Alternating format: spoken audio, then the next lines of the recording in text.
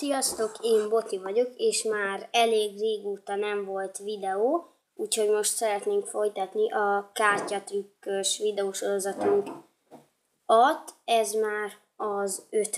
rész lesz, ha jól tudom, hiszen a 4. azt hiszem a 4 ászt mutattam be, itt pedig a hátnak trükköt fogom bemutatni.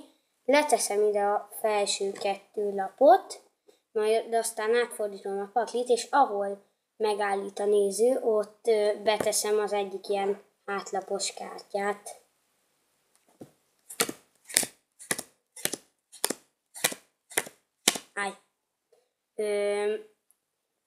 Itt állított meg, úgyhogy beteszem ide, és rárakom a paklit, csak csúszik, mert a trükköt egy ágyon csinálom.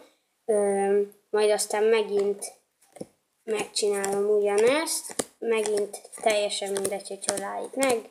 Most mondjuk ráteszem, összecsukom, rárakom a paklit, és minden kártyának van egy testvére, mondjuk a Pik 9-nek a másik fekete 9-es a Treff 9, mondjuk a Pik 3-nak a Treff 3, a Káró 9-nek mondjuk a Kör 9, ugyanabba a színbe a másik pár mindnek a testvére.